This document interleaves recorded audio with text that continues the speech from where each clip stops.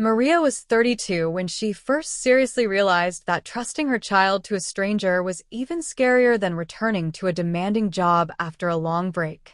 Her daughter Livia had just turned 1.5, and Maria's maternity leave in Poland, where they had been living for the past few years, was coming to an end. Maria's husband, Pavel, worked as an engineer for a construction company and earned a stable income, but the mortgage payments on their apartment in a suburb of Krakow and the car loan consumed most of his salary. Staying at home for another year would have meant constantly counting every penny and giving up almost everything. Maria had always been an active, driven person. Before her daughter was born, she worked at a travel agency, frequently went on business trips, negotiated with foreign partners, and could not imagine herself as a full-time housewife. Their mothers lived far away. Maria's mother was in Lodz, Pavel's mother in a small town near the Czech border, and both women were still working. As a result, hiring a nanny became an urgent and unavoidable decision. The thought of leaving Livia with a stranger made Maria tremble with fear. She had heard plenty of stories from friends about indifference, negligence, and sometimes outright horror. Still, they posted an advertisement, and the phone started ringing almost immediately. There were many candidates, but most of them were very young girls with no experience, barely out of school. Maria knew right away that she could never trust her child to someone like that. A few days later, a colleague of Pavel's from the same company called. She said that her aunt's neighbor was looking for a job as a nanny. The woman had recently retired, had worked as a preschool teacher her entire life, and claimed she truly loved children. That was how Anna Kowalska entered their home. Anna was about 60 years old. She made a pleasant impression, neat, calm, with a gentle voice and a warm, attentive gaze. From the very first conversation, she spoke a lot about her children. She had 2 sons and a daughter, all grown up and with families of their own. Anna said she missed the sound of children's laughter and wanted to feel useful again. Livia unexpectedly went into her arms almost immediately, became fascinated by the bright pendant around the woman's neck, and even laughed. For Maria, that was the decisive moment. She felt relieved, as if a heavy weight had been lifted from her chest. The first weeks were perfect. The child was well cared for and calm, and Anna carefully wrote down what and when Livia ate, how long she slept, and how she was feeling. Sometimes Maria even felt embarrassed by the nanny's diligence. Anna would wash cups, wipe the table, and put the toys away. One day, Maria gently pointed out that this was not part of her duties and asked her to focus only on the child. Anna smiled politely and said she was simply used to keeping things tidy, but after that she really did stop helping around the house. Over time, Maria even regretted saying anything, but decided not to bring it up again.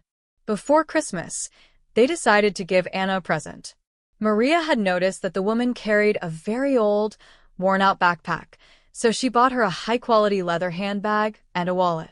Anna was deeply touched, thanked them at length, and Pavel joked that they had been incredibly lucky to find such a nanny. The woman visibly blushed and seemed genuinely flattered by the compliment. However, after the holidays, the first crack appeared in their relationship. One day, Maria came home from work earlier than usual and found Anna asleep on the couch. Livia was in her crib, already awake, with wet pants. Nothing terrible had happened. The child was not crying, but Maria felt uneasy. She said nothing, only asked Anna to bring the stroller upstairs after walks instead of leaving it in the stairwell. Anna's response was cold and irritated.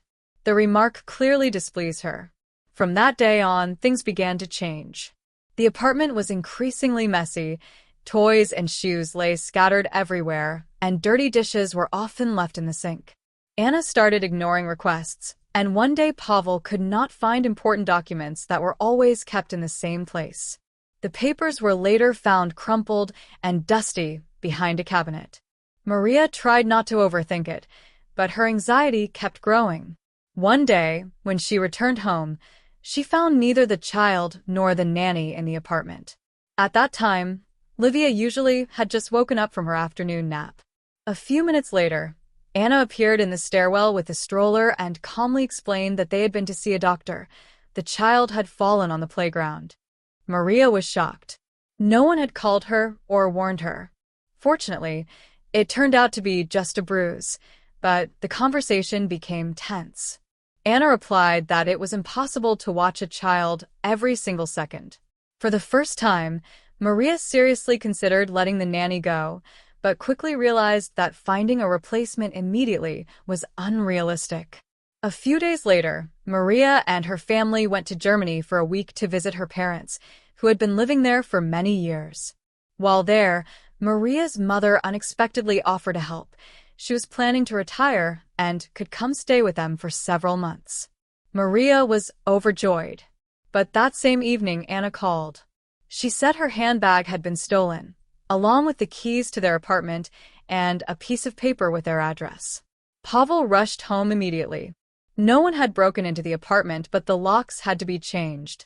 Later, they discovered that part of the money from an envelope in the desk drawer was missing. Jewelry, old family items, and children's clothes bought for the future were gone as well. The picture became clear. Through acquaintances, Pavel learned that Anna's family had long been known to the police. One of her sons had served time in prison, another was under supervision. Anna herself, however, had formally remained clean. With the help of a lawyer friend, Anna was summoned for a conversation. She cried, complained about her hard life, but quickly returned everything she had stolen. The amount of money turned out to be even larger than they had expected. A police report was still filed, not out of revenge, but for peace of mind. The story left a bitter aftertaste in Maria's soul for a long time and taught her one crucial lesson: trust is fragile, and intuition should never be sacrificed for the sake of convenience.